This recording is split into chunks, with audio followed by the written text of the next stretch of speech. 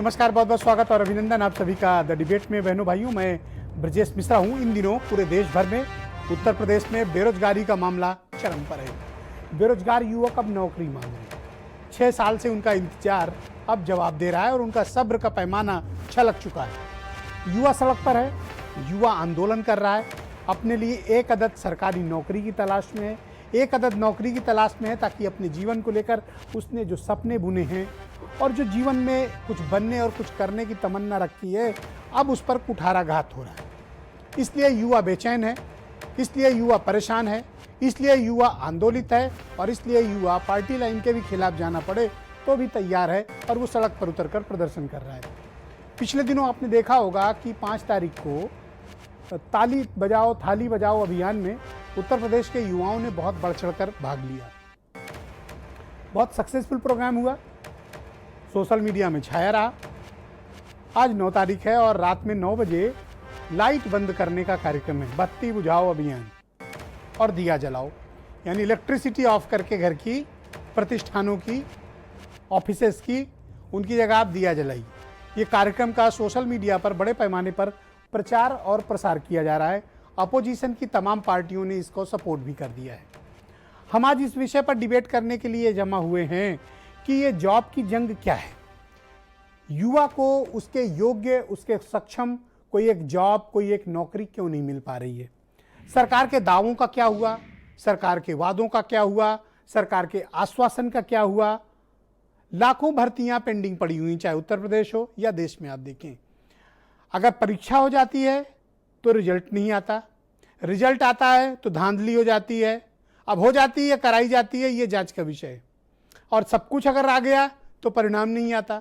चलो परिणाम भी आ गया तो आपको नौकरी की ज्वाइन नहीं कराया जाता, और जब सब कुछ क्लियर हो जाता है तो कोर्ट से कोई ना कोई स्टे लग जाता है, या कोर्ट के स्टे नहीं लगता तो कोई जांच बैठ जाती है, या पर्चा लीक हो जाता है। अब युवा भटक रहा है एक अदद नौकरी के लिए। 2014, 15, 16 यहाँ तक की भर्तियां 2020 में आपको फुलफिल नहीं कर पाए हैं, जबकि इतने आयोग बने हुए हैं उत्तर प्रदेश के भीतर। लेकिन उत्तर प्रदेश के में अकेले तकरीबन 4 लाख के आसपास सरकारी नौकरियों पे ग्रहण लगा हुआ, भर्तियां रुकी हुई हैं। टीचरों से लेकर नलकूप ऑपरेटर तक की नौकरियां जिनको मिलनी चाहिए, सरकारी फाइलों में कुछ पॉलिसी की कमी के कारण और कई बार अनियमितताओं के कारण, कई बार भ्रष्टाचार के कारण, कई बार बेईमानी के कारण और कई बार भाई भतीजावाद के चक्कर में ये नौकरियों पर ग्रहण लगा हुआ है। 6 साल से जो युवा परेशान हैं, कई ओवर एज हो चुके हैं और उनकी उम्र निकल गई है, वो नौकरी नहीं पा सकते हैं। ये उनकी अपनी कुंठा है, इस कुंठा के कारण वो विचलित हैं, परेशान हैं। युवा को क्या चाहिए बहनों भाइयों? हर कोई रोजगार नहीं कर सकता, हर कोई ठेला नहीं लगा सकता, हर कोई एंटरप्रेन्योर नहीं हो सकता, हर कोई स्वरोजगार का अभियान नहीं चला सकता। लोगों के सामने आर्थिक समस्याएं हैं, हर कोई बिजनेसमैन नहीं हो सकता। पूरे देश को आप व्यापारी नहीं बना सकते हैं, पूरे देश को आप एंटरप्रेन्योर नहीं बना सकते हैं, पूरे देश में आप सिर्फ स्टार्टअप ही नहीं शुरू कर सकते हैं। लोगों को नौकरी चाहिए, उनको अपना परिवार चलाना है, उनको अपने घर का किराया देना है, बच्चों की फीस देनी है, बिजली का बिल देना है, माँ बाप पत्नी के दवा का बिल देना है। आप उनकी ज़रूरतों को समझें। जिस गाड़ी से चलते हैं पेट्रोल भी भराना है उसमें, रिश्तेदारी में भी जाना है तो थोड़ा ढंग के कपड़े लत्ते पहन के जाने हैं। आप क्या फटीचर बनाना चाहते हैं उनको? आत्मसम्मान से जीने का हक भारत का लोकतंत्र, भारत का संविधान सबको ये हक देता है। अगर मैं योग्य हूं और मैं कोई परीक्षा क्वालिफाई कर सकता हूं तो मुझे नौकरी मिलनी चाहिए, ये मेरा हक है। मेरा मतलब युवा का हक है। जॉब की गारंटी हर सरकारों के लिए एक अनिवार्यता होनी चाहिए। दुनिया के 70 ऐसे मुल्क हैं बहनों भाइयों जहां पर जॉब की गारंटी है। आप पढ़ लिख गए, आपको जॉब नहीं आई तो आपको बेरोजगारी भत्ता देंगे। इस उत्तर प्रदेश में मिलता भी था। आपके पढ़ने लिखने के बाद आपको नौकरी नहीं मिल रही है, ये आपकी प्रॉब्लम नहीं होनी चाहिए, ये सरकारों की प्रॉब्लम होनी चाहिए, ये सिस्टम की प्रॉब्लम होनी चाहिए। हमने तो पढ़ लिख कर एक बेहतरीन युवा तैयार कर दिया, अच्छा बेहतरीन डॉक्टरी पढ़ा दी, अच्छा इंजीनियर तैयार करा दिया, अच्छा मैनेजमेंट का स्किल का तैयार कर दिया, अच्छा साइंटिस्ट तैयार कर दिया। उनको काम मिले, ये जिम्मेदारी किसकी है? सरकार की है। सरकारें इसी काम के लिए होती हैं और अफसोस की बात यह है कि सरकारें अपना ही काम नहीं करती हैं। पिछले 15-20 सालों से आप देखें तो इसी प्रकार का माहौल देश में चला आ रहा है। नौकरियां नहीं है और मिलना तो छोड़ दीजिए। कोरोना काल में क्या हुआ?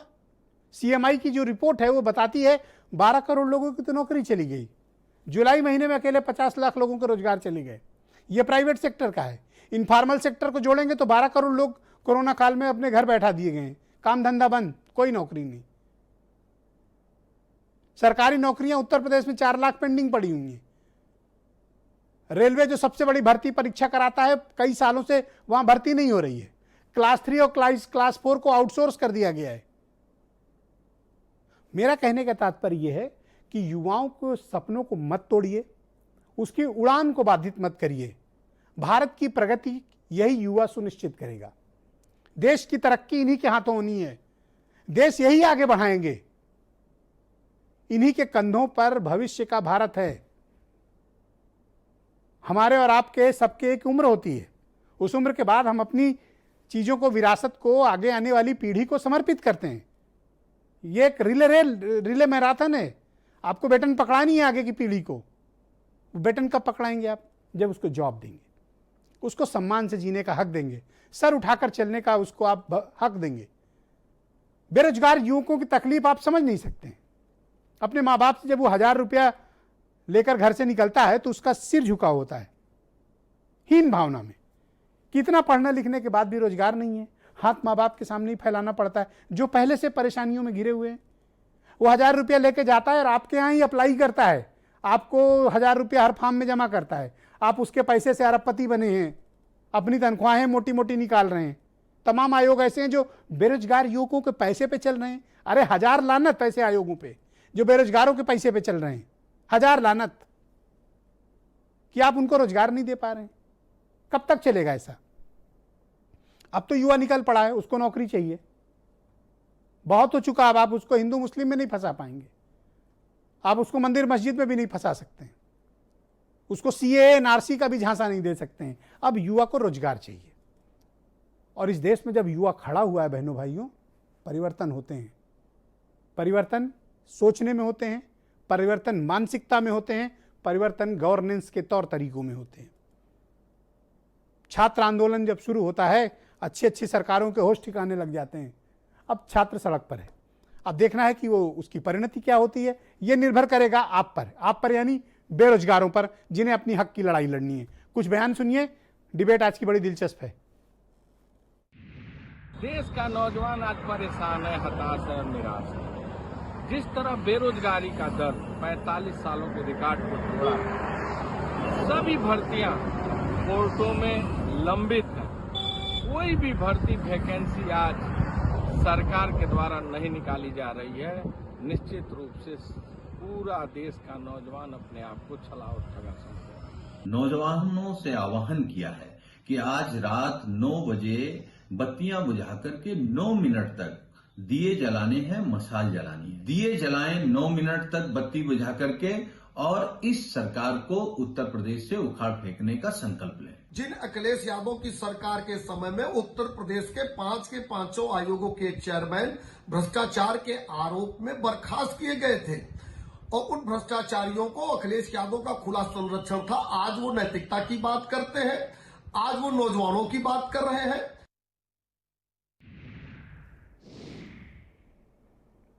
देश में इस समय 45 साल की सबसे बड़ी बेरोजगारी है। जो बेरोजगारी की दर है बहनों भाइयों, पूरे 45 साल में इस वक्त भारत में सबसे बड़ी है। सरकारी नौकरियां आप भूल जाइए, प्राइवेट नौकरियां बच नहीं रही हैं। कामकाज का भारी संकट है और कोरोना ने उस पर कोड़ में खाज का काम किया है, जहां लोगों के पास मौजूदा नौकरी चली गई। सीएमआई की एक रिपोर्ट है जो बहुत दिलचस्प बात कहती है।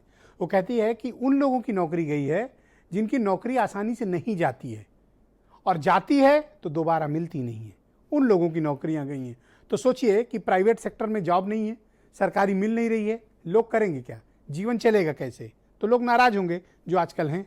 तो आज की डिबेट को आगे बढ़ाते हैं। अमित पुरी बीजेपी से हैं, अब्दुल हफीज गांधी समाजवादी पार्टी से, सुची विश्वास कांग्रेस से हैं, सूर्य Pratap Singh ji farmer IAS officer हैं और इन दिनों वो एक बड़ा आंदोलन चला रहे हैं रोजगार को लेकर, जो इन दिनों बेरोजगारी फैली हुई है, तो एक बड़ा आंदोलन चला रहे हैं। मनीष सिंधवी जी जाने माने सामाजिक विश्लेषक, राजनीतिक विश्लेषक, और रवि कुमार जायसवाल जी मेरे साथ मौजूद हैं। ये एक बेरोजगार युवा हैं जो काफ़ी परेशान हैं और इनकी एक अपनी बड़ी तकलीफें हैं। और वीरेंद्र सिंह जी हमारे स्टेट हेड, बहुत स्वागत, बहुत बहुत धन्यवाद आप सभी का।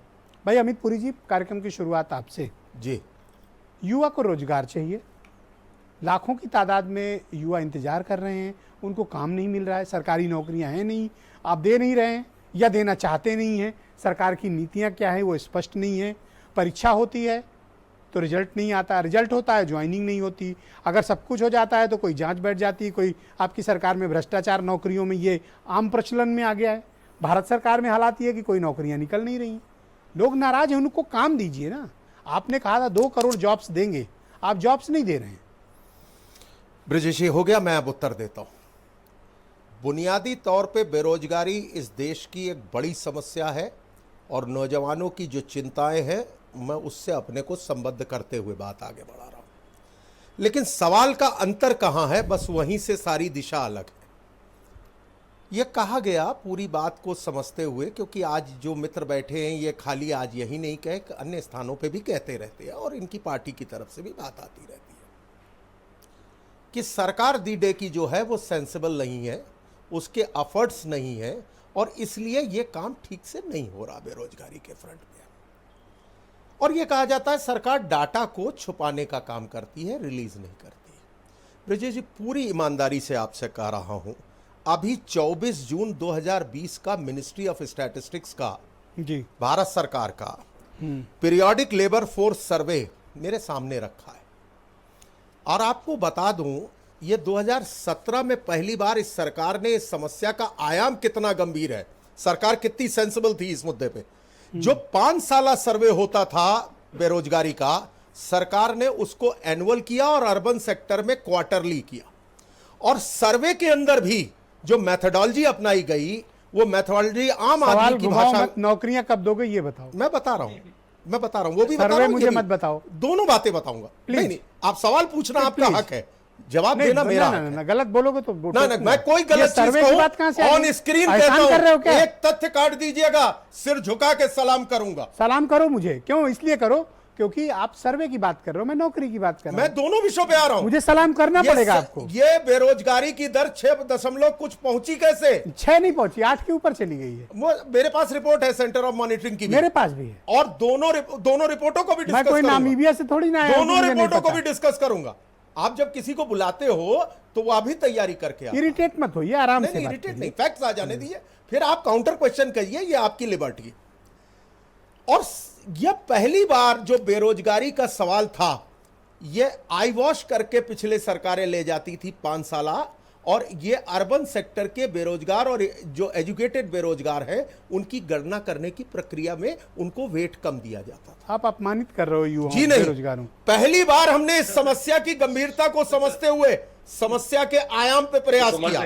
अब आइए दूसरा सवाल आप कह रहे थे, नौकरी नहीं मिलती, नौकरी नहीं मिलती। जिस यूपी सेंट्रिक विषय को लेकर आप आए, 69,000 टीचर्स की भर्ती न्यायालय और सारे विवाद के बाद करने की बात इसी सरकार ने की। हाँ, पुलिस भर्तियां हुआ है पे की गई और टॉपर वो आया है जिसको राष्ट्रपति का नाम नहीं पता, फिजिकल और आप टेस्ट हो रहा है। की एक फर्जी जांच करा रहे हैं जिसका कोई रिजल्ट नहीं आया। वो आने दीजिए, वो अलग। भर्ती अभियान नहीं रोका गया, भर्ती अभियान नहीं रोका गया। हाँ, उर्दू विश्वविद्यालय राज्य स्तरीय दिलचस्पी भर्ती अभियान वहां चल रहा है। लखनऊ विश्वविद्यालय ने इस कोरोना कालखंड में भी एडवर्टीजमेंट जारी कर दिया। इलाहाबाद यूनिवर्सिटी जारी की है, यूनियन पब्लिक सर्विस कमीशन अपने प्रोसेस में है, और हायर सर्विस कमीशन के मनीष सिंधवी यहाँ बैठे, आज भी इंटरव्यू चले हैं, मैं दावे के साथ। तो मनीष सिंधवी क्या करें? अपना सरकार के एफर्ट्स नहीं है, कहीं कम। हाँ, वो उतनी मात्रा में नहीं है, एक बात बताओ, जितनी मात्रा में बेरोजगारी। प्रोफेसर आदमी हो आप, सुनो ना। हाँ, कितने लोगों को रोजगार दे दिया यूपी में? मैंने तो फिगर्स कोट कर दिए आपके सामने। कितने लोगों को? और सुन लीजिए, ईज ऑफ डूइंग बिजनेस के अंदर जो अभी रेटिंग हुई है, यूपी की रेटिंग नंबर 2 पे ऑल इंडिया में। कोई स्माइल कर सकता है, कोई सरकास्टिक हो सकता है, ये उसका प्रेरोगेटिव है। एक बात बताओ, आप बाय करो, बोरो करो। एक सेकंड सुनो, तो ये जो आंदोलन कर या बरी कर दो, ये जो आंदोलन कर रहे हैं ये सब फर्जी फ्रॉड है। मैं नहीं कह रहा, मैंने कहा बेरोजगारी की समस्या का आयाम गंभीर है और हमने ये ही जितने इसको युवा पहली आंदोलन बार कर रहे हैं, नौकरी के लिए रेखांकित फ्रॉड है। करके मेथोडोलॉजी ठीक कह दो ये करके फ्रॉड है। इस समस्या के व्यापक आयाम को लेकर के आए। भाई साहब बड़े बड़े शब्दों में मत बोलिए, हम लोग भी बोलते हैं, ऐसा नहीं, हम लोग भी पढ़ लिख के आए। हाँ कोई बिल्कुल बिल्कुल, नामीबिया सब से पढ़ थोड़ी लिख ना के आया आए। कि एक दूसरे के बारे में टीका टिप्पणी ना गुस्सा करें क्यों तो कर रहे हो ज्यादा आप? आज इरिटेट ज्यादा हो रहे हो। नहीं, मैं कोई इरिटेट नहीं हूं। सुन तो लो, और आप सेंटर फॉर मॉनिटरिंग की रिपोर्ट की चर्चा कर रहे थे। सुनो तो सही दोस्त, गुस्सा आ रहा क्या? हूं, एक मिनट, एक सेकंड का समय दे दे, फिर आप अपना सेकंड राउंड में करते रहेंगे। उसके एमडी हैं और उनके जाने एमडी दो, साहब आपके ने पास कुछ नहीं, मैं समझ महेश गया। व्यास की ओके, रिपोर्ट है। Surya Pratap Singh, all right, Mahesh thank you. Vyas की रिपोर्ट है, ये धन्यवाद, रखी है। धन्यवाद। महेश शांति। व्यास ने कहा कि शांति। आप बेरोजगारों का अपमान मत करो। हिंदुस्तान में 2016 मैं आपको से कतई हक लगातार नहीं दूंगा rising trend पे। कि आप बेरोजगारों का अपमान करो। राइजिंग ट्रेंड पे ये अपमान मत महेश करो। व्यास जिन्होंने रिपोर्ट की बेरोजगारों बात का करो अपमान थी, मत करो, उन्होंने अपमान ही मत ये करो। कहा बेरोजगारों का हिंदुस्तान अपमान मत में करो, उनको एंटरप्रेन्योरशिप के अपमान मत सरकार करो, के प्रयास उनका अपमान मत लगातार करो। वृद्धि पे। ओके, ये महेश व्यास की रिपोर्ट। सूर्य प्रताप सिंह जी मेरे साथ जुड़ चुके हैं, फार्मर आईएएस ऑफिसर हैं और इन दिनों बेरोजगारी आंदोलन चला रहे हैं। भाई सूर्य प्रताप जी, स्वागत आपका। ये पूरी साहब तो कह रहे हैं सर्वे करा दिया है, आप तो फालतू में परेशान है, दिन भर मैंने ये ट्वीट नहीं करते रहते कहा, हैं। मैंने ये नहीं कहा। Don't put your word in my mouth. आप अपने शब्द मेरे मुंह में ठीक ना है भाई, डालें। पूरी वो दर्शक ओके। देख चुके हैं और हाँ, मैंने क्या कहा ओके। सब जानते हैं। इतना गुस्सा क्यों? छोड़ो ना, नहीं, मेरे शब्द ठीक है, अब बोलने दो उनको। स्वागत है प्रभु। आज पुरी साहब अपनी प्रवृत्ति से भिन्न थोड़ा आक्रामक हो रहे हैं और आक्रामक होना उनका वाजिब है। कर नहीं पाए हैं तो जस्टिफाई कैसे करें? विद्वान हैं, भाषा बोलेंगे, जार्गन बोलेंगे, वो सब चीज बोलेंगे। उत्तर प्रदेश में 5 करोड़ युवा रोजगार कार्यालय में नाम दर्ज है, रोजगार नहीं मिल रहा है। अधीनस्थ चयन सेवा आयोग में जितनी भर्तियां खोली गई थी उसमें अध्यक्ष प्रवीण कुमार ने जो साक्षात्कार किए थे सब ऐसे ही पड़े हैं। कोई आयोग उठा के देख लिए जहां भर्तियां हो रही हों। स्थिति यह है, मैं नहीं कहता कि आप भैया प्राइवेट सेक्टर में दो, सरकारी सेक्टर में दो। सरकारी सेक्टर में जितनी नौकरियां पूर्व में मिलती रही हैं उतनी ही दे दो, बढ़ाने की जरूरत नहीं है, उतनी ही दे दो। आप तो डिजिटल के नाम पे तो सेमी जो गवर्नमेंट जो नौकरियां वो भी चली जा रही हैं। गवर्नमेंट ऑफ इंडिया नौकरियां दे नहीं रही है, घटाती जा रही है। स्टेट गवर्नमेंट में नौकरियां मिल नहीं रही है, घट रही हैं, और फिर भी ओवरहेड स्टेट गवर्नमेंट के बढ़ रहे हैं। देखिए इतने विरोधाभास है। आप सर्वे करा लें, स्किल मैपिंग करा लें, ब्रेन मैपिंग करा लें, तमाम और जितनी अच्छा, ये हर घंटे या हर दिन कुछ एक हेडलाइन मैंने पढ़ी थी कहीं, हर घंटे हर दिन 50 लाख नौकरी मिल रही थी। देखिए एक बार कहा था माननीय योगी जी ने 50 लाख नौकरी प्रति महीने, उसके बाद कहा 50 लाख नौकरी प्रति 24 घंटे, ये भी आया था। अब पता नहीं कौन सा सच है। इतने में तो पूरी दुनिया को रोजगार मिल गया होता है। प्रधानमंत्री जी ने की थी। ये मनीष सिंह लेकिन फालतू इधर उधर घूम रहे हैं। जी बोले आप। मैं राजनीति की बात नहीं कर रहा हूं। मैंने इसलिए कहा कि इशू ये है कि नौकरी आप दे रहे हो और नौकरी मिल नहीं रही, तो ये समझ नहीं आ रहा है ना। इसलिए युवा क्या करे, अपनी बात उठाएगा। मैंने तो एक प्रयोग किया था। नहीं, पर आप ये आप एनार्की क्यों फैलवा रहे हो? कभी ताली बजवाते हो, कभी थाली बजवाते हो, कभी बत्ती बुझाते हो, ये अनार्की क्यों फैला रहे हो आप? तो हमें गिरफ्तार कर ले। तो आपको जेल जाना, घर पे आपको जेल जाने का बहुत शौक है, तो आप जेल जाएंगे फिर? नहीं, भेज दीजिए, हमको मना कर रहे हैं। पुलिस साहब बैठे सक्षम में, लोक अभिव्यक्ति पे कोई गिरफ्तारी नहीं हो रही। स्वागत है। पूरी जी रुक जाओ। मैं तो कह रहा हूँ स्वागत है। एक सेकंड बोलने दो उनको, विद्वान व्यक्ति हैं, बोलने दो आप। हाँ, आप कोई बात बोलने नहीं देंगे पुलिस साहब। ये तो पहली बार मैं देख रहा हूँ। पुलिस साहब आप तो अच्छे वक्ता भी हैं और श्रोता भी थे, लेकिन इस वक्त आज आप चिड़े हुए हैं बहुत ज्यादा। आप मेरा अपमान कर लीजिए, मुझे गाली दे लीजिए, मुझे जेल भेज दीजिए, लेकिन बात तो सुन लीजिए हमारी। नहीं, आपको कोई गाली नहीं देगा सर, आपको गाली कोई नहीं। मैं अभिव्यक्ति की आजादी कर रहा हूँ। दर्शक जी जी आप बोलें। नहीं, आप देखिए ना, आप बोल रहे थे, मैं नहीं बोल रहा था बीच में। ये आप एनार्की क्यों फैलाते हैं इतनी? एनआरकी तो देखिए, एनआरकी काय बात की है, अपनी बात ना कहे युवा अकेले अकेले बात करता है, सरकार दबा देती है। हम युवा की आवाज बनने की कोशिश कर रहे हैं, छोटे छोटे प्रयोग करने की कोशिश कर रहे हैं, आप हमारे घर पुलिस भेज देते हो। 2-3 मुकदमों के बाद भी आपका दिमाग ठिकाने नहीं आया अभी? आप तो भाई पुलिस साहब बैठे हुए हैं, ठिकाने लगा दे भाई। इस वक्त तो इनकी सत्ता है, पूरी पावर में है, किसी को भी कुचल सकते हैं। 65,000 FIR दर्ज हुई है, 62 तो पत्रकारों पर हुई है, किसी शासनकाल में नहीं हुई। FIR तंत्र चल गया है तो यहाँ उत्तर प्रदेश में। जी ऑल राइट सर, ओके। मेरे साथ अब्दुल हफीज गांधी साहब मौजूद हैं, समाजवादी पार्टी के प्रवक्ता हैं। भाई गांधी जी, पुरी साहब तो कह रहे हैं इतना सर्वे वर्वे करा लिया, कहीं कोई परेशानी नहीं, आप तो नाहक सर पीट रहे हैं। और आपके पार्टी के अध्यक्ष का मैंने आज ट्वीट देखा, वो कह रहे हैं कि घर की लाइट बुझा दो। ये तो अनार्किज्म फैला रहे हैं आप लोग। देखिए ब्रजेश जी, ये वो लोग हैं जो जीडीपी का फॉर्मूला चेंज कर देते हैं ताकि कैलकुलेशन और फिगर्स इनके हिसाब से आए।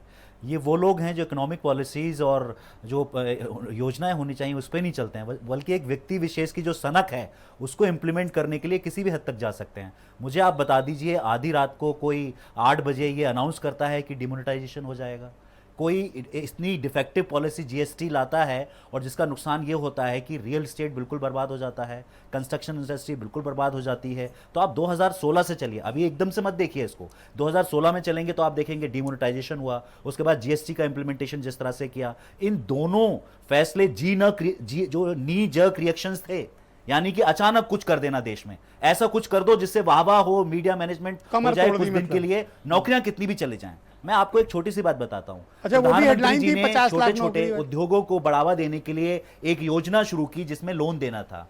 जब वो सीएमआई ने उसका जो है पूरा का पूरा एनालिसिस किया तो पता लगा कि 93% लोग उसमें ऐसे हैं जिनको 22,000 से कम का लोन मिला है, यानी एवरेज लोन जो है इस पूरी योजना में वो 22,000 से कम का है। मुझे आप बता दीजिए 22,000 में कौन सा उद्योग धंधे लगने वाले हैं? जिन उद्योग धंधों को लगाने के लिए इतनी बड़ी तादाद में रकम चाहिए, तो आप योजना गिनाते रहिए, आप योजना लॉन्च करते रहिए, लेकिन उसका जो इफेक्टिव इंप्लीमेंटेशन है या जो उससे जो आउटपुट आना चाहिए, मैं समझता हूं कि वो आउटपुट कहीं कहीं नहीं आ रहा है। और जिसकी वजह से ये सर्वे तो करवा रहे हैं ना। देखिए सर्वे किस तरह से होते हैं हम भी जानते हैं, एनएसएसओ के डाटा से किस तरह से एनएसएसओ का डाटा छुपाया गया। जब ये फैक्ट किसी पत्रकार ने निकाला कि पिछले 45 सालों में सबसे ज्यादा बेरोजगारी सरकार में है, तो बाद में कहा गया कि नहीं ये डाटा तो हमने अभी किया ही नहीं है, वो फाइनल डाटा नहीं है। तो ये सरकार आंकड़ों से खेलती है, ये फिगर्स से खेलती है, ये डाटा तो बाहर आने नहीं देना चाहती ना। आप ये देखिए कि एनसीआरबी का डाटा जो अपराधों से रिलेटेड है बहुत दिन तक आने नहीं दिया इन लोगों ने। इसी तरह से सुची विश्वास जी कांग्रेस की प्रवक्ता है, मेरे साथ इस कार्यक्रम का हिस्सा है। सुची जी, इस वक्त बेरोजगारी की जो दर है वो बहुत बड़ी है। 45 सालों की सबसे बड़ी विपदा इस वक्त के बेरोजगार युवा झेल रहे हैं और वो काफ़ी आंदोलनरत हैं, परेशान हैं। और हर युवा का हक है कि अगर वो पढ़ लिख गया है और कोई भी कॉम्पिटिटिव एग्जाम क्वालिफाई कर ले तो उसको नौकरी मिलनी चाहिए, उसको सम्मान से जीने का हक है। बिल्कुल, डिग्निटी हर व्यक्ति के लिए इम्पॉर्टेंट है और वो देश जिसके 50% युवा 25 बरस की आयु से भी कम है, तो निश्चय है ये सरकार की प्राथमिकता होनी चाहिए। लेकिन चूंकि सरकार की प्राथमिकता हमेशा सोशल फैब्रिक को डैमेज करने और कम्युनल क्लैशेस को बढ़ावा देने की रहती है, तो इस मूल विषय पर सरकार ने कभी ध्यान ही नहीं दिया। अभी डिमोनेटाइजेशन डिजास्टर की हमने बात करी कि आर्थिक संप्रभुता पर वो सबसे बड़ा हमला था और माइक्रो, स्मॉल, मीडियम और ट्रेडिंग सेक्टर उससे बुरी तरह उसकी कमर टूट गई। उसके बाद त्रुटिपूर्ण जीएसटी, उसमें भी आप देख ही रहे हैं इकोनॉमी के क्या हालात हो रहे हैं, क्या माइनस है, क्या नेगेटिव है। चाहे कोरोना का कुप्रबंधन हो या सरकार का आर्थिक कुप्रबंधन हो, जो सरकार 2 करोड़ रोजगार देने का वायदा करने आई थी, वो पीएसयूज, इवन प्रॉफिटेबल पीएसयूज में लोग फोर्सफुली वीआरएस लेने के लिए बाध्य हैं। उस सेगमेंट पे उन फैक्ट्रीज, उन इंडस्ट्रीज और उन ऑफिसेज में लोगों की नौकरियां जा रही हैं और वो भी हजारों की संख्या में। तो युवाओं का भविष्य तो अंधकार में है ही, वो अधेड़ भी इससे बच नहीं पा रहे हैं। इवन एसबीआई भी अब कुछ ऐसी डिजिट ला रही है। इसके अलावा मैं 3 बिंदु और कहूंगी। 2019 में रेलवे में बम्पर जॉब्स लाएंगे, ऐसा सरकार ने चुनाव से पहले कहा था। 23 फरवरी 2019 को 1,07,349 जॉब्स का नोटिफिकेशन रेलवे रिक्रूटमेंट बोर्ड ने जारी किया। 1 करोड़ 16 लाख फॉर्म भरे जाते हैं, सरकार को 500 करोड़ की आय होती है। उसके बाद आज तक कोई फर्दर नोटिफिकेशन नहीं। अभी ये जो 2 दिन पहले कहा है उसको छोड़ दीजिए। 3 फरवरी 2018 लोको पायलट के लिए 19 दिसंबर 2019 रिजल्ट भी डिक्लेयर होता है। 64,371 भर्ती होते हैं, लेकिन आज इतने महीने गुजरने के बाद भी अपॉइंटमेंट लेटर या नियुक्ति पत्र के नाम पर कोई संदेश उन युवाओं को जो कि सिलेक्टेड है नहीं मिला। तो क्या एक्सपेक्ट करें? सरकार के पास सैलरी देने के पैसे नहीं है या ये कल्पना है? तीसरा, रेलवे रिक्रूटमेंट बोर्ड का ही नॉन टेक्निकल 28 फरवरी 2019 का नोटिफिकेशन है 35,277 वैकेंसीज का। इसमें भी सरकार ने 1 करोड़ 26 लाख फॉर्म भरे, लगभग 500 करोड़ की आय हुई, लेकिन अभी तक एग्जाम होने की कोई। लेकिन हमारे पुरी जी कह रहे हैं कि ये सर्वे करा रहे हैं, जो छल है, ये जो प्रपंच, तो सर्वे करा रहे हैं ना, मतलब प्रोसेस चल रहा है। देखिए सर्वे भी अगर आप देखें तो देखिए प्रोसेस तो हमने देखा 7 साल का केंद्र सरकार का भी और 3 साल का बीजेपी का यूपी की सरकार का भी। तो जो बिना सोचे समझे फैसले लिए जाते हैं, बिना डिस्कशन के, बिना आर्थिक सलाहकारों से, वित्त के सलाहकारों से, महामारी के विशेषज्ञों से, तो ऐसे ही होता है। ना सरकार के पास लॉकडाउन में एंटर करने की पॉलिसी थी, ना एग्जिट करने की। इस आर्थिक महामारी में लोगों को भेज दिया, जूझ रहे हैं लोग ईएमआईज के लिए, अपने पेट्रोल। अभी आपने जो उदाहरण गिनाए, people are suffering, people are starving, people are dying, and specially those who belong to middle class. अगर उसके बाद भी बीजेपी वाले देख नहीं सकते हैं तो फिर वो नेत्र विशेषज्ञ से संपर्क करें। बिल्कुल ऑलराइट, ऑलराइट। पूरी साहब क्रोध मत खुली करिए, आंखों क्रोध से से युवाओं कोई की फायदा पीड़ा नहीं। को देखा जा ओके, सकता है। मनीष सिंधवी जी को मैं आमंत्रित करता हूं इस डिबेट में। मनीष जी, बहुत स्वागत आपका।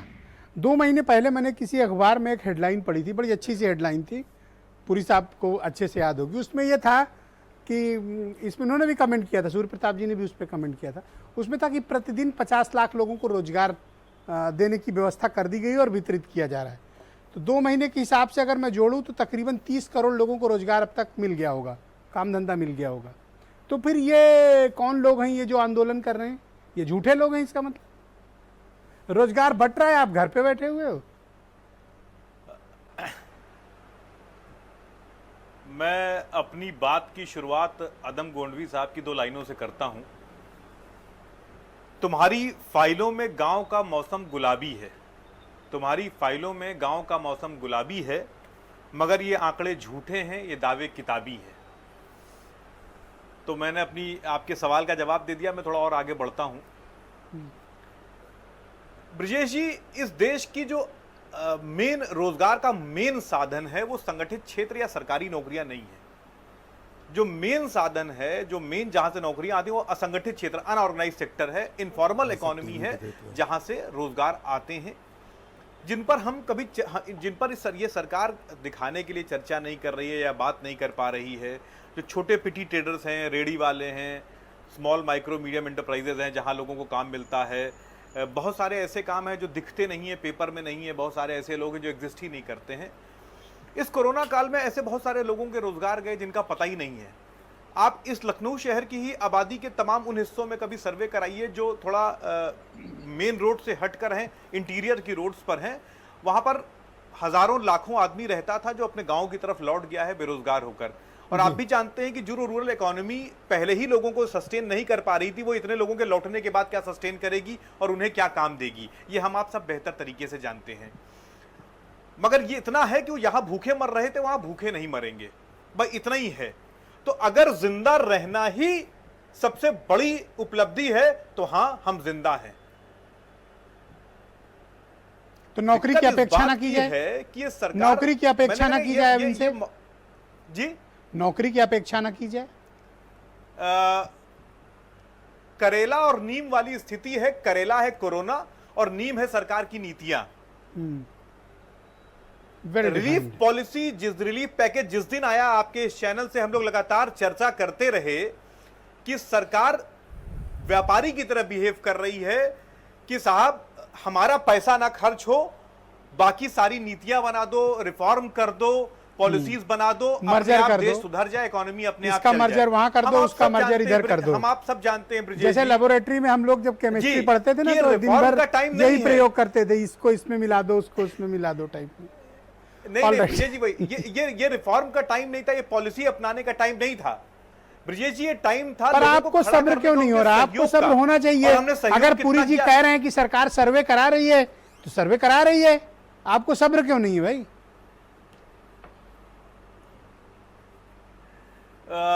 सब्र है, सब्र ये है कि मैंने कहा नहीं, जिंदा है सब। तो अगर जिंदा रहना ही उपलब्धि है तो सरकार। रवि कुमार जायसवाल जी मेरे साथ दिल्ली स्टूडियो से जुड़े हुए हैं। भाई रवि जी, स्वागत आपका। मैंने डिबेट के प्रारंभ में ही कहा था कि अगर युवा पढ़ लिख जाए, तकनीकी जानकारी हो जाए, प्रोफेशनल उसके पास जानकारी हो, प्रोफेशनल डिग्रियां हासिल कर ले, तो उसको डिग्निटी के साथ काम करने का हक है, उसको एक अदद नौकरी का हक है। क्या कारण आप मानते हैं कि पिछले कई सालों से रोजगार नहीं मिल रहा है, लोगों को नौकरियां नहीं मिल रही हैं, और जो मिल भी रही थी वो भी अब बंद हो गई?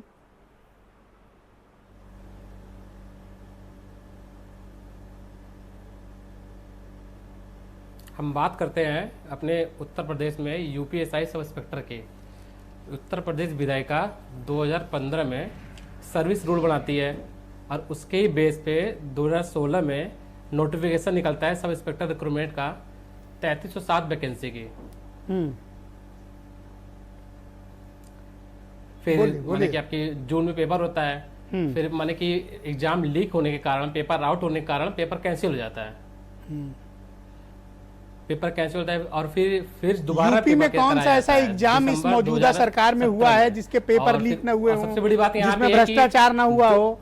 ये एक मतलब अनिवार्य प्रक्रिया है इनके यहाँ, उसको आपको उसके साथ आपको जीना नहीं, सीखना सबसे- होगा। जैसे आपने कोरोना के साथ जीना सीखा है, बिल्कुल, वैसे इस तरह बिल्कुल। के भ्रष्टाचार के साथ जीना सीखिए। नहीं और सबसे बड़ी सबसे बड़ी बात यहाँ पे कि जो कंपनी एग्जाम लीक कराती है और दोबारा उसी कंपनी से ही पेपर कराया जाता है। तो क्यों ना कराया जाए? पैसे क्या आप देंगे? फिर घूस कैसे आएगी? फिर ये तो आप फिर हम लोग का फरवरी में रिजल्ट आता है। हाँ, तो फिर पैसे कैसे मिलेंगे?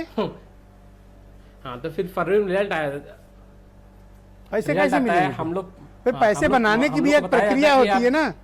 क्यों सूर्य प्रताप जी फेल हो जाते हैं। अब ये कह रहे हैं कि ब्लैक लिस्टेड कंपनी को दे दी, अरे क्यों ना दे भाई? कैसे कैसे ये लोग सवाल करते हैं? सूर्य प्रताप जी बताइए, आप ही बताइए इनको। देखिए 69,000 टीचर्स की भर्ती का मुख्य आरोपी चंद्रमा प्रसाद यादव कहाँ है? मायापति कहाँ है? एसटीएफ को सौंप दिया आपने और 3 आईपीएस हटा दिए गए। एसएसपी हटा दिए। क्या भ्रष्टाचार की बात करिए आप? ये सरकार तो ईमानदार सरकार है। नहीं किस ये क्षेत्र को छू लीजिए आप? नहीं, ये कह रहे हैं ब्लैक लिस्टेड कोरोना की कंपनी किट को को दे छू दिया। लीजिए, नहीं फिर कोरोना की किट छू लीजिए, कोई उपकरण छू लीजिए, हर ब्लैक जिले के कंपनी अंदर के अलग पेपर और अभी जब जो रिजल्ट इशू चल आता है रहा तो फिर भारतीय सुप्रीम कोर्ट तक गई। एक सेकंड एक पुरी जी, स्ट्रिक्चर बता दीजिए। पुरी जी आप ही ने संकल्प लिया था कि बीच में नहीं बोलोगे मैंने और आप ही वो factual संकल्प बात तोड़ है। रहे हो। आज पुरी जी नहीं, बोलेंगे। आज आप सूर्य प्रताप जी के साथ मतलब ठीक व्यवहार नहीं कर रहे नहीं, हो। सम्मान है। मेरे से कोई गुस्ताखी हुई हो तो माफ कर दीजिए। मैं भी आपसे कह रहा हूँ हुजूर, कोई गुस्सा और अगर जेल भेजना चाहते हो सूर्य प्रताप सिंह को भेज दो। आर्डर तो ठीक बता दे। मैं आपसे बहुत डरा हूँ मैं भी डरा और हूँ मत डराइए। कि कोर्ट के आदेश मत को सही डराइए। संदर्भित कर दे। इतना भी मत डराओ कि डर खत्म हो जाए। आपके खिलाफ तो एफआईआर है नहीं। एफआईआर तो मेरे खिलाफ है, पुलिस तो मेरे घर आती है, आप क्यों डरेंगे? नहीं okay all right, Virendra ji आ गए। Okay I don't want to make भाई the issue अरे personal. कोई बात नहीं, छोड़िए ना आप। लेकिन इस तरह आज आप उनके साथ कुछ आज आप तलखी दिखा रहे हैं पूरी साहब। ओके बीरेन जी आ गए मेरे साथ। भाई बीरेन जी क्या समस्या है बेरोजगारों की? और हर दिन 50 लाख रोजगार मिल रहे हैं और ये बता रहे हैं मनीष सिंघवी की गांव का मौसम गुलाबी है, दावा किताबी है। पता नहीं कैसे कैसे ये लोग शेर पढ़ते रहते हैं। यहाँ प्रतिदिन 50 लाख रोजगार मिल रहा था और जब मिल रहा था नहीं आए तो नहीं मिला भाई, आते तो मिलता। देखिए वो रोजगार तो फड़ुआ चलाने का था मनरेगा में। अगर उसको रोजगार मान रही है सरकार तो भाई लाखों लाख रोजगार मुबारक हो रोज। लेकिन एक बात तो सत्य है कि सरकार कहती भाई नौकरियां बहुत है, काबिल लोग नहीं हैं। ये बात कही गई है। अब युवाओं में काबिलियत नहीं है, ये सरकार युवाओं की आलोचना करती है या उनमें काबिलियत या उनकी प्रतिभा बढ़ाने के लिए कहती है। अच्छा, सोशल मीडिया पे ये जाने- युवा ट्रोल बन जाए तो वो काबिल हो जाता है। आज बड़े गाली शर्म बके। की बात है कि इतना बड़ा सोशल मीडिया सरकार के पास बैठा है और सोशल मीडिया पर यह ट्रेंड हो रहा है कि योगी हटाओ यूपी बचाओ। आज सोशल मीडिया पर जो लोक भवन में, जो उत्तर प्रदेश में बीजेपी के कार्यालय में लोग बैठे हैं वो देख लें, वो पूरी दुनिया देख रही है। इस तरह से किसी, अच्छा ऐसे चल रहा है। बिल्कुल किसी सरकार के लिए इस तरह से ट्रोल होना, इस तरह से ट्रेंडिंग होना, ये कोई मामूली बात नहीं है। अच्छा आज कहे कि ये अनार्किस्ट लोग हैं, ये सब कर रहे हैं। ब्रजेश जी आज कहे कि बत्तियां बुझा दो, बत्तियां बुझाने से मुझे नींद नहीं आएगी। तो बत्ती अगर आज बुझी 9 बजे तो नींद तो वाकई बहुत लोगों को नहीं आएगी। क्योंकि जो 5 सितंबर को 5 बजे ताली थाली बजी थी, उसने इलाहाबाद के एसएसपी के कुर्सी के चारों पावा तोड़ डाला, वो धड़ाम होके गिर गए। इतना ताली थाली बज गई। मारा क्या करिए? दीक्षित निलंबित हो गए क्योंकि इलाहाबाद में लड़के बहुत हैं। ये सूर्य प्रताप सिंह और जो आज रात में लाइट बत्तियां बुझने वाली हैं। तो आज फिर देखिए टार्च जलेगा। नहीं, मैं तो ग्रिड को लेके संकट में, कोई ग्रिड में कोई प्रॉब्लम ना आ जाए। इस देश में 5 करोड़ नौकरियां अब तक कोरोना में गई हैं। इनके लिए सरकार कहती है कि मनरेगा करो। भाई जो लड़का मल्टीनेशनल कंपनी में काम कर रहा है वो मनरेगा में फड़ुआ चलाए और ये झुआ ढोए, मट्टी ढोएगा वो? अगर सरकार यही कराना चाहती है। ब्रजेश जी, एक साहित्यकार ने लिखा है, तो मनरेगा में क्या इसरो का काम कराएं, वैज्ञानिक बना दें? नहीं तो क्या महिला उठवाएंगे उनसे? अब यही बचा है इस देश में। अरे मुझसे क्यों लड़ रहे हो? मैं तो सवाल पूछ रहा हूँ। हर आदमी मेरे से ही ऐंठ रहा है। नहीं, मैंने क्या किया भाई? भाई देखिए, हम तो ये जानते हैं, एक दिन मैंने आपसे कहा भी था कि पुरी साहब की पार्टी जो है वो ये सोच रखती है कि जनता को इतना कुचल दो कि बस वो जिंदा रहने को ही अपना विकास समझे, बाकी वो कुछ मांगे ना। तो पुरी साहब का तो देखिए फंडा क्लियर है। और मैंने ये भी कहा था एक दिन कि अगर आप किसी बच्चे से कहोगे कि ले 50 रुपया जाओ मेरे लिए जहर ले आओ खा ले, तो ये रास्ता मौका रोकिए और कहिए कि वहाँ से 30 रुपया का रजनीगंधा ले आओ, 20 रुपया का ले जाओ जहर, ये अपना उनमें जुगाड़ कर लेंगे। तो ये सब बीजेपी के लोग हर तरह से ये मौत के सामान में भी जो है अपना व्यवस्था देख लेते हैं। इसमें कोई नई बड़ी बात नहीं है। इस देश के लोगों को कहा गया था। क्या आप मानते हो कि वाकई में युवा नाराज है नौकरी वगैरह को लेके, या फिर ये सब केवल विपक्ष का किया धरा है, सब अनार्किस्ट लोगों का किया धरा है? रिटायर हो गए नौकरी से सूर्य प्रताप सिंह, उनको कोई काम धंधा है नहीं, तो अब लड़कों को भड़काते घूम रहे हैं। देखिए, हम माने न माने, लेकिन पूरा देश कह रहा है कि अर्थव्यवस्था गिर गई। लेकिन भक्त कह रहे हैं, लोग कह रहे हैं रुपया गिर गया, लेकिन भक्त कह रहे हैं कि जब तक टन से आवाज नहीं आएगी तब तक हम नहीं मानेंगे कि रुपया गिरा। तो ये हम आप चिल्ला रहे हैं, बेरोजगार चिल्ला रहे हैं, डिसलाइक का बटन दबा रहे हैं, सोशल मीडिया पर ट्रेंड हो रहा है, पूरा समाज देख रहा है। उसके बावजूद चूंकि सत्ता में आप 5 साल के लिए बैठे हैं, आप ना मानिए। आपने 13 लाख नौकरी प्रतिवर्ष उत्तर प्रदेश में मैनिफेस्टो में वादा किया था, अब आप ना मानिए, ये आपकी इच्छा है। लेकिन जो लोग भ्रष्टाचार, गरीबी और बेरोजगारी पर विपक्ष में रहकर बड़े बड़े भाषण देते थे, आज वो सत्ता में आकर इन बातों को क्यों भूल गए हैं? वो इस देश की जनता के साथ नाइंसाफी नहीं कर रहे, इस प्रदेश के लोगों के साथ। कहते हैं कि गुनाहगार वो नहीं है जो कत्ल कर रहा है, मुजरिम भी वह नहीं है जो कत्ल करवा रहा है, कातिल तो वह है जो मंच पर खड़ा होकर केवल बड़े बड़े और लच्छेदार भाषण दे रहा है, वो है असली कातिल। उसने हमारे समाज के युवाओं को बांटा है। आज महोबा में एक व्यापारी ने एसपी को घूस नहीं दिया तो गोली मरवा दी, आप देख रहे हैं। हाँ, ये तो मतलब हैरानी की बात है। और वो अभी नया लड़का है, नया आईपीएस है, 2014 बैच का। ये उत्तर मतलब अगर वो नौकरी में नहीं होता तो निश्चित वो घोड़े पे बैठा हुआ डाकू होता। वर्दी पहनकर इस तरह से जनता को लूटने का काम डकैत कौन उम्मीद कर सकता है? लेकिन इस मामले में ब्रजेश जी, मुख्यमंत्री योगी का आभारी भी होना पड़ेगा कि उन्होंने कार्रवाई की, आज उसको निलंबित किया। जेल में होना चाहिए एफआईआर। अच्छा सोचो, अगर यही कोई आम आदमी किया होता तो, यही अपराध आम आदमी कारित किया होता तो जेल के अंदर होता है, नशे लग गया होता, जेल में होता। लेकिन समस्या यह है कि ये भारत निर्माण भी तो करवा रहे हैं इसे। हैं? खूब लूटो, लूटने वाले को भी छूट, जो लूट रहा है वो खूब चिल्लाए उसको भी छूट, ऐसे ही भारत निर्माण हो रहा है। लेकिन 4 लाइन कहूंगा, सुनिएगा और आनंद लीजिएगा। ये नहीं, पुरी जी बहुत तनाव में है आज। हमारे देश का, हमारे प्रदेश का युवा relaxed, enjoying your T. Okay, नहीं, वो अपना 30 रुपया मंगा चुके हैं माल। नहीं, हमारे पास 30 का नहीं 300 का रहता है, और आज से नहीं हमेशा रहता है। चलिए, इतनी हैसियत हमेशा रही ऊपर वाले ने बरकरार रखी। आप डोंट टेक इट पर्सनल, नहीं तो सब अपन मजे। मैंने इसीलिए कहा कि परिवार है हम लोग का भाई, जिंदा रहते होंगे, यहाँ कुवत पे जिंदा रहने के लिए तैयार है, तवर्रुक पे जिंदा नहीं रहते। आपने इतनी भली बुरी बात कही सूर्य प्रताप सिंह को, उन्होंने बुरा नहीं माना, आप भी क्यों मानते हो? जो राजनीति में उच्च कोटि का ब्रजेश जी जो उच्च कोर्ट की बातें करते थे वो उच्च कोर्ट का आदर्श दिखाने में नाकाम साबित हुए हैं, फेल हो गए हैं। कट गया। वो ना उनका आदर्श बचा, ना उनका चरित्र बचा, और ना उनके ऊपर लोगों का एतबार बचा है। युवा बहुत निराश है जी। बेरोजगारी के दर्द से हम गरीब हैं, अब परेशान, और बिना अन्न के चूल्हा घर में और भूखा है राम। मेरे बेटे को रोटी मिल जाए और पति को काम, बस यही है बेरोजगारों का सरकार तुम्हारे लिए पैगाम।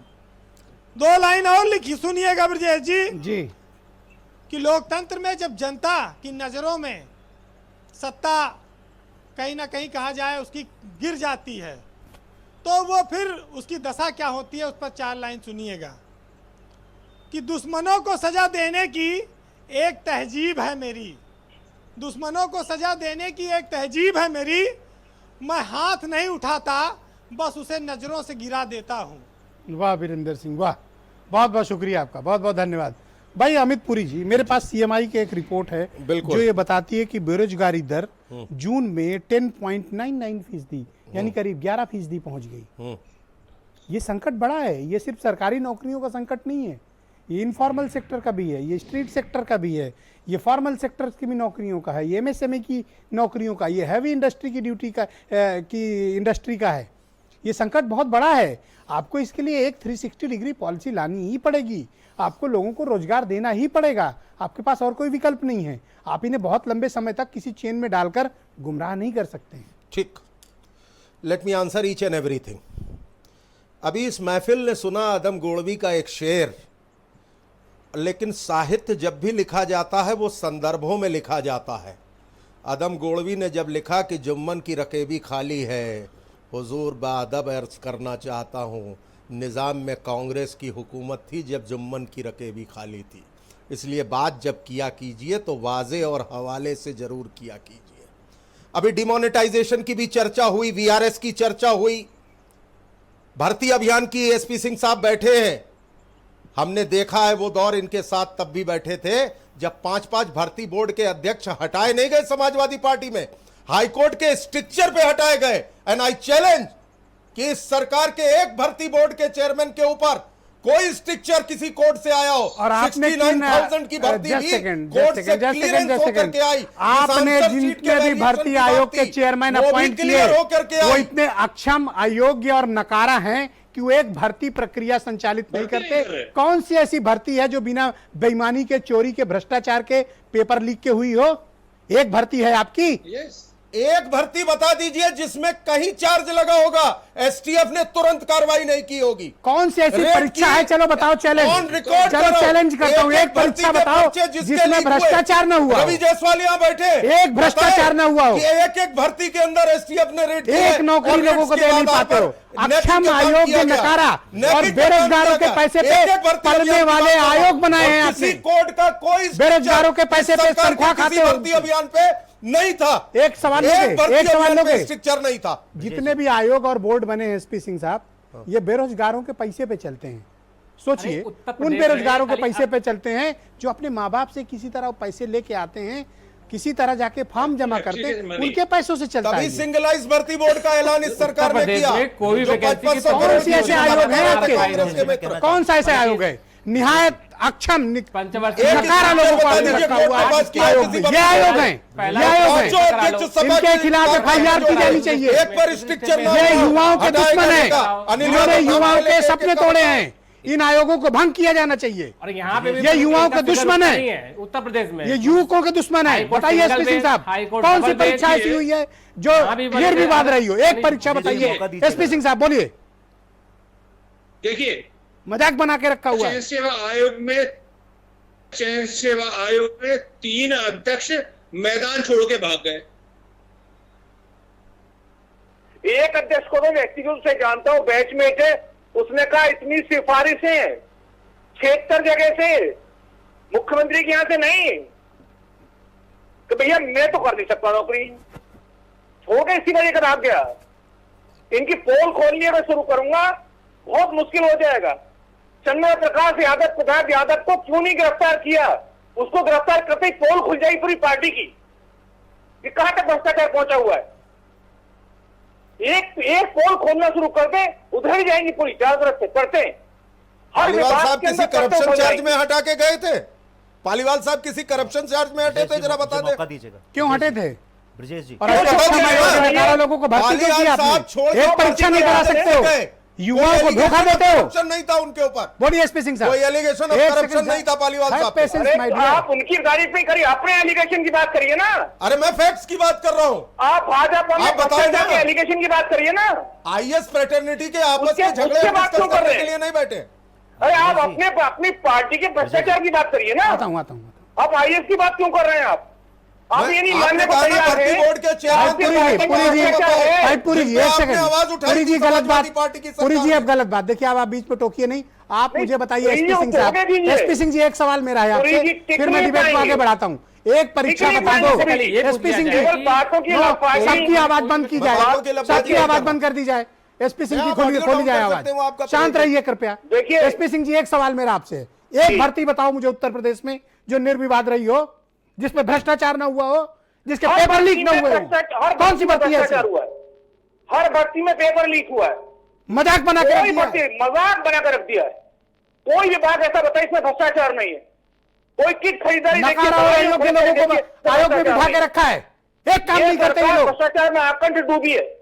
और पुरी साहब केवल बातों की लक्ष्यदारी, मॉनिटरिंग सेंटर की बात, सर्वे की बात, मैं ब्रेन मैपिंग की बात, ओके, इधर अब्दुल उधर हफीज की गांधी तमाम जी, बात, अब्दुल- इंडेक्स ओके, की बात करके thank you SP Singh ji, thank मैं यू, उसी government thank of you, India okay. की बात कर रहा हूँ अब्दुल जिसके हफीज साथ गांधी को आपने है। भी कई साल ओके, काम किया। Thank you. जब हम ओके, काम करें तो थैंक ठीक, यू, दूसरा थैंक करे यू। तो गलत। All right, okay, Brajesh Abdul Hafeez Gandhi ji, ये वो सरकार है जहां पहली बार इतिहास में हमने देखा कि कॉपियां जलती हुई देखी हमने बच्चों की। सरकार की उनका पंचवर्षीय भविष्य योजना जलते हुए अब देखा छात्रों हमने। की 8 वर्षीय अभी योजना आप बना रखे देखिए हैं कि इन लोगों ने। ट्रांसफर पोस्टिंग में वैभव कृष्णा ने जो इल्जाम लगाए थे वो वैभव कृष्णा को सस्पेंड कर दिया गया, लेकिन जिन 5 आईपीएस ऑफिसर्स पर इल्जाम लगाए थे उनको इंपॉर्टेंट जो है जिम्मेदारी दी गई, उनको सस्पेंड नहीं किया गया। उसके बाद आप देखिए कि होमगार्ड घोटाला, फर्जी जो है मास्टर रोल तैयार किए गए, करोड़ों रुपए डकार लिया गया इस सरकार के अंदर, आप लेकिन भूल एक्शन गए नहीं कि एक होगा। अनामिका के नाम पे एनसीईआरटी की 50 फर्जी किताबें करोड़ों रुपए की नौकरी कर छापी रही जाती हैं। हैं मेरठ के अंदर। एक क्योंकि अनामिका भारतीय के नाम जनता पे पार्टी का 50 वो अनामिका। नेता है, क्या इसलिए किया उसके खिलाफ आपने? एक्शन नहीं होगा और अभी तक वो गिरफ्तार नहीं हुआ है। कितने घोटाले मैं आपको गिनाऊं, जूता घोटाला, मोजा घोटाला, जहां इनकी बस्ता घोटाला। मंत्री जो है अनुपम जायसवाल को हटाया चीनी गया के घोटाला। था, शिक्षक घोटाला, और जहां पर आप एसएसपी को हटा देते हैं। कोरोना आप केस घोटाला। हटा देते हैं। 5 वैकेंसी फ्रेश हुई है। आप किट घोटाला नहीं 2011 बताएंगे, 5 भर्ती बीस बोर्ड आयोग की अभी तक कहानी चल नहीं रहा है। बताएंगे। अरे आप नहीं बताएंगे। सूची विश्वास को लाया जाए, सबकी आवाज बंद, सूची विश्वास को लाया जाए। चिल्ला लो, आवाज जा ही नहीं रही है। मैं तो जिसकी बारी उसी को बुलवाऊंगा, मैं यहाँ बटन लेके बैठा हूँ। ओके सूची विश्वास जी, आप में से किसी की आवाज नहीं जा रही। सूची विश्वास जी, एक भर्ती भी ये ठीक से नहीं कर पाए, एक परीक्षा भी ये निर्विवाद आयोजित नहीं कर पाए, एक भी परीक्षा कायदे से संचालित नहीं कर पाए। युवा भटक रहा है, बेरोजगार है, परेशान है, बता रहे हैं हम सर्वे करा रहे हैं। बोलिए सूची जी, शांत शांत शांत, कूल डाउन। ब्रजेश जी, आपके प्रतिष्ठित चैनल पर विगत 3 वर्षों में मैंने शिक्षा मित्रों की मुंडन कराने से लेके अनुदेशक, बीपीएड भर्ती, बीएड धारक, टीईटी अभ्यर्थी, अनुदेशक, आंगनबाड़ी शिक्षा मित्र और जो महिलाओं ने मुंडन कराया था उसके लाइव फुटेज पर भी मैं आपके प्रोग्राम अखाड़ा में बैठी थी।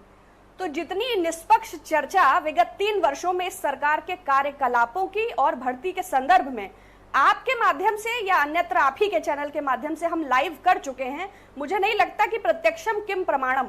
अब कोई उसे देखना ना चाहे तो बात अलग है, लेकिन ये बिल्कुल विजिबल है कि युवाओं की दशा दुर्दशा की ओर है। अगर सरकार इसको गंभीरता से नहीं लेती तो ये पूरे देश के लिए एक स्वर में चिंता का विषय है, क्योंकि हमारे और आपके बच्चे भी उसी लिस्ट में आगे हैं। जी ऑल राइट, मैं मनीष सिंधवी जी की तरफ रुख करता हूँ। भाई मनीष जी, जो सीएमआई की रिपोर्ट है वो मुझे ये बताती है कि 10.99% बेरोजगारी की दर है, और अभी तक जितने भी डेटा कलेक्शन ऑफिशियली मौजूद हैं 45 साल की सबसे बड़ी बेरोजगारी है। सरकारी नौकरियां तो भूल गई है। धरातल हमने व्यापक किया, आप ओके। संकुचित की थी पूर्व की सरकार है, ओके। इसलिए यह मापदंड दिखाई भाई दे रहा साहब, हमारी गलती है एक्चुअली। आपकी गलती मैंने कहा नहीं, मेरी गलती आप है। पिछली सरकार मैं के क्षमा नुमाइंदे प्रार्थी थे। हूँ, मेरी गलती आप है। क्या यूपीए को रिप्रेजेंट कर रहे मैं हैं? गलती है। आप ये इंडिपेंडेंट वॉइस हैं, आप अनार्किस्ट UPA लोग नहीं जो है ना, वो ये अनार्किस्ट राजनीतिक लोग, बेरोजगारों की चर्चा न ये कीजिए ना। 38 साल नौकरी करके ये सूर्य प्रताप सिंह जैसे लोग ये युवाओं को भड़काते हैं। ओके, वो राजनीतिक बेरोजगार अपनी बेरोजगारी दूर करने में लगे हैं। कौन रोजगार बिल्कुल करना ठीक कह रहे हैं आप। और राजनीतिक बेरोजगार का ये टहल है ना, जिनके घरों की राजनीतिक बत्ती गुल हो चुकी है, वो इन नौजवानों को आगे करके हम तो उस इशू के बड़े रमिफिकेशन को लेकर आए। हम इस समस्या को कारपेट के नीचे नहीं लाना चाहते थे, हमने इसका आयाम बड़ा किया, हमने इसका आयाम बड़ा किया। शांत हो जाइए आप लोग, कृपया शांत हो क्या जाइए। दिया पार्टी ने? ओके, आप बेकार परेशान हो रहे हैं। अरे भाई हमको दिया नहीं दिया उससे मतलब नहीं, फैक्ट की बात कीजिए। मैंने गवर्नमेंट ऑफ इंडिया के स्टैटिस्टिक्स, गवर्नमेंट के प्रोग्राम इंप्लीमेंटेशन डिपार्टमेंट की चर्चा की, वो मेरी नहीं है। तसल्ली हम पाए या ना पुरी पाए जी, उसका सवाल नहीं पुरी है। जी आप कभी ऐसे नहीं थे जैसे आज हैं। मैं सच्चाई की बात कर रहा हूं। ये बता दें कि हम बढ़ाएंगे। छात्र तैयारी करें, ओके, फॉर्म मनीष भरें, सिंघवी, मनीष पेपर दें, सिंघवी, उसके बाद सुप्रीम कोर्ट भी जाए, 45 साल की सबसे बड़ी बेरोजगारी। करें, मनीष सिंघवी जी go ahead. Alright, Manish ji बोलिए। मैं आदरणीय अमित पुरी जी की बात से ही बात शुरू करता हूं। बिल्कुल स्वागत। उन्होंने कहा कि जब जुम्मन की थाली के लिए लिखा अदम गोंडवी ने, तब कांग्रेस की सरकार थी। साहब जब दुष्यंत कुमार ने लिखा था कि कल नुमाइश में मिला मुझे वो चीथड़े पहने हुए, मैंने पूछा नाम तो बोला हिंदुस्तान है, तब भी कांग्रेस की सरकार थी। लेकिन भाई साहब मुझे तो लगता है सिर्फ चेहरे बदल रहे हैं, आम आदमी के हालात वैसे ही हैं। तो लिखने वाले ने कभी किसी सरकार के लिए नहीं लिखा था, लिखने वाले ने दशा के लिए लिखा था, और दशा दुर्दशा में ही बदल रही है। बिल्कुल बिल्कुल बिल्कुल लिखा जाता है, लेकिन मुझे लग रहा है, मैंने कहा नहीं, सिर्फ चेहरे बदल रहे हैं। एक बात। दूसरी बात, जो बेरोजगारी की बात हो रही है कि अगर आप कंपेयर करेंगे तो बढ़ी घटी संकुचित हुई। साहब पहले वाले लोग नहीं काम कर पाए, तभी तो आपको वोट दिया गया, और वो भी मेजॉरिटी, इसीलिए तो हम काम करने में लगे। तो अब पहले वालों पर इल्जाम ना लगाया, हमने इल्जाम नहीं लगाया, हमने बताया पहले वालों पर इल्जाम ना लगाया। एक काम करो, कल से एक टेप लाया करो और जो आपके खिलाफ बोले उसके मुंह में टेप लगा दो और सील कर दिया करो। मनीष सिंघवी का गला पकड़ लो दौड़ के। ओए किसी का गला और नहीं एक पकड़ना, लंबा बहुत अच्छे पकड़ लो, गला पकड़ लो। हमारे बहुत अच्छे रिश्ते बीत गया है। ये वो तो अच्छा है कि मैं नजदीक में टेलीविजन देखता हूँ। रोजगार की टेलीविजन हालत टीआरपी बहुत अपनी खराब है। जगह पे है। भाई मुझे टीआरपी नहीं चाहिए, मैं हजार लानत ऐसी टीआरपी मैंने कहा पे टेलीविजन टीआरपी नहीं चाहिए, ऐसी टीआरपी ना नहीं चाहिए, टीआरपी हम अच्छे मित्र नहीं हैं। चाहिए टीआरपी। मैं कह रहा हूँ बस गला ना दबाओ गरीब का। बोलिए बोलिए का भाई। गला नहीं दब रहा। आज तो दब जाएगा गला। मैं सिर्फ इतना कहना चाहता हूं कि बेरोजगारी बहुत जबरदस्त तरीके से बढ़ी हुई है, और कहीं ना कहीं आप सरकार ये की बता दीजिए नीतियां कि इसके लिए दोषी 2016 की हैं। वैकेंसी और और अभी तक ब्रजेश जी- 2020 हो गया है, अभी तक पूरा क्यों नहीं हुआ? बताओ पुरी जी, ये तो 14 की वैकेंसी 20 तक क्यों नहीं पूरी हुई? नेहरू जी रोकने आए थे, हमने कहा नहीं, तो आप बता दो। हमने अच्छा। कहा नहीं नेहरू जी, मैंने तो नाम भी नहीं लिया 16 की पूरी थी चर्चा वैकेंसी में। और 2020 चल रहा मैंने है। पूरी चर्चा में कहीं पंडित जवाहरलाल नेहरू का या कांग्रेस बड़ी के किसी कृपा नेता की का नाम कांग्रेस लिया के जो हो, नेहरू जी को तो नहीं बता लाए। दीजिए। मैंने तो एहसानमंद राजनीतिक हैं हम बेरोजगार लोग। कहा। हम लोग अब एहसानमंद राजनीतिक हैं। बेरोजगारों से किसी को अगर उंगली उड़ गई हो, दर्द हो गया हो, तो मैं क्या करूं? ये राजनीतिक बेरोजगार अब किसको किसी कह के रहे हो? चोट सूर्य लगी प्रताप तो सिंह को मैं कह क्या रहे करूं? हो? भाई दुखती हुई लगातार हाथ मैं में देख रहा हूँ आप तो मैं उनकी क्या करूं? अपमान करने की राजनीतिक चेष्टा कर रहे बेरोजगारी हो। बेरोजगारी हाल नाम के करें। बर्बाद हो गए, राजनीतिक 4 बेरोजगारी साल 5 बेरोजगारी साल नाम के करें लड़के इसके ओवर साथ। एज हो गए, इसकी एक बुराई सेकंड, कौन ले? सब लोग शांत, सब लोग शांत, सब लोग शांत। हमारा अपमान करें, पुरी जी हमें गाली दें। कौन सी पुरी गाली जी दी? सत्ता मैंने तो में। कहा व्यक्ति की आजादी पूरी आपको तो- नमन। पूरी ये सत्ता कोई की- गाली नहीं दी मैंने सत्ता के आपको। अहंकार में डूबे। मैंने कोई गाली नहीं पूरी दी। साहब कभी रिमाइंड कर लीजिए, एक भाषा शब्द नहीं थी अगर अब उनकी। शब्द होगा तो मैं अब ये सिर झुका उनकी के भाषा माफी बदल मांग गई है। लूंगा। मैंने एक पुरी जी एक अब हमें शब्द गलत राजनीतिक नहीं पुरी जी कहा। बोल रहे हमें हैं। राजनीतिक बेरोजगार कह रहे हैं। जब हम अखिलेश यादव की बुराई करते थे, आलोचना करते थे, बड़ा अच्छा लगता था।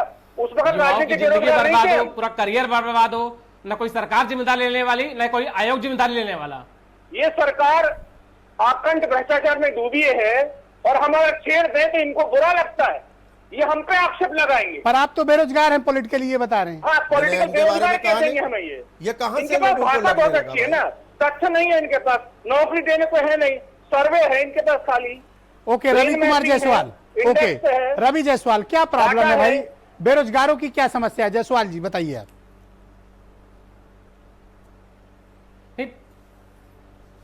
नहीं, समस्या हमारी 2016 की वैकेंसी सब इंस्पेक्टर की थी, और आज 2020 हो गया, जबकि उत्तर प्रदेश सरकार भर्ती बोर्ड सुप्रीम कोर्ट में एफिडेविट देती है कि हर साल हम 3200 वैकेंसी निकालेंगे। इनकी 3200 वैकेंसी तो आई नहीं, लेकिन हमारी जो 3200 वैकेंसी तो उसको भी लटका दी है। 2016 की वैकेंसी 2020 में अभी तक पूरे नहीं कर पाए। इनके गलत रवैये चक्कर में हमारे 3 साथी आत्महत्या कर चुके हैं, 2 लोग तो माने कि रनिंग करते हुए मर चुके हैं। इन सब की जिम्मेदारी कौन लेगा? ना आयोग लेने आता है, ना ही सरकार लेने आती है। और सबसे बड़ी बात है कि उत्तर प्रदेश में सरकार तो 5 पंचवर्षीय चल रही है, लेकिन भर्ती चल रही है 8 वर्षीय, और उसके 8 स्टेप चल रहे हैं। लड़के तैयारी करें, फॉर्म भरें, पेपर देने जाए, पेपर लीक हो जाए, फिर पेपर देने जाए, उसके बाद supreme court, high court single bench लड़े, हाई कोर्ट डबल बेंच लड़े, सुप्रीम कोर्ट लड़े। सुप्रीम कोर्ट 11 डेट लड़ चुके हैं हम, अब करोड़ों रुपए खर्च कर चुके हैं। हाई कोर्ट सिंगल बेंच जीते, हाई कोर्ट डबल बेंच जीते हैं, लेकिन अभी तक हमें कोई न्याय नहीं मिल रहा है।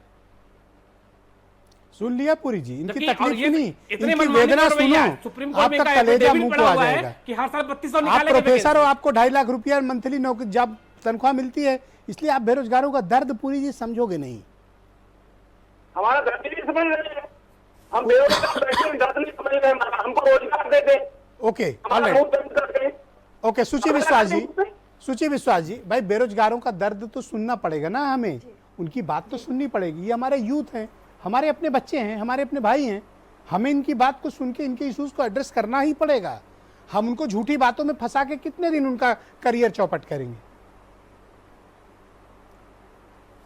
नहीं, बिल्कुल, ये बहुत कंपटीशन आवश्यक इतना है टफ और ये है, एक आदमी स्वर फॉर्म में भर के बाहर संवेदनशील रह के, विषय है। परिवार से दूर रह के सरकार को तैयारी इसे करता है, गंभीरता से 2 लेना दिन से तैयारी चाहिए करता है। और अपने वायदे पर खरा उतरना चाहिए। चाहे वो उत्तर प्रदेश के इलेक्शंस में मैनिफेस्टो में किए गए 13 लाख रोजगार क्रिएट करने की बात हो, या फिर केंद्र स्तर पर, नहीं 2 करोड़, लेकिन एटलीस्ट इतनी निष्ठा और संवेदनशीलता तो प्रदर्शित करिए कि पकौड़े या ऐसे बयान न दीजिए कि वो उपहास हो।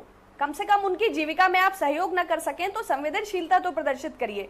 जब इतने गंभीर विषय पर भी आदमी लॉजिक देता है या बहस करता है या जबरदस्ती अग्रेशन शो करता है या पीरियोडिकल सर्वे या डेटा को लेकर अपने को डिफेंड करने की कोशिश करता है, तो मुझे लगता है कि कहीं ना कहीं ये कॉन्शियसनेस के साथ खिलवाड़ है। कॉन्शियसनेस इसका होनी मतलब है चाहिए आप आदमी के, इंटरनली जब ही प्रवासी उस इशू मजदूर को मर रहा एड्रेस हो थैंक यू तो सो मच, टेलीविजन बहुत बहुत में शुक्रिया, शूट धन्यवाद, धन्यवाद, टेलीफिल्म में बहुत बहुत शूट शुक्रिया, बहुत बहुत धन्यवाद आप सभी का, बहुत बहुत शुक्रिया। बहनों भाइयों, बेरोजगारी बहुत बड़ी है। इनफॉर्मल सेक्टर हो या फिर अनऑर्गेनाइज्ड सेक्टर हो या फिर एमएसएमई सेक्टर हो, प्राइवेट नौकरियां हो, बड़े पैमाने पर लोग बेरोजगार हुए हैं। सीएमआई का डेटा बताता है कि जुलाई तक 12 करोड़ लोगों की नौकरियां जा चुकी हैं। ये तो वो है जो प्राइवेट सेक्टर है। गवर्नमेंट सेक्टर्स में नौकरियां आती नहीं हैं, आती हैं तो मिलती नहीं, और मिलती हैं तो ज्वाइनिंग नहीं होती। युवा हताश हैं, बेचैन हैं और बेहद परेशान हैं। सरकारों को उनकी तकलीफ सुननी चाहिए, उनसे बात करनी चाहिए और कोशिश करनी चाहिए कि सभी पॉलिसीज़ में अगर कोई परिवर्तन करना है तो करें, पर इनको नौकरियां ज़रूर मिलें क्योंकि ये डिजर्व करते हैं। कोई भी युवा अगर खाली हाथ है तो सिस्टम पर सवाल बनता है। बहुत बहुत शुक्रिया, धन्यवाद, थैंक यू, नमस्कार।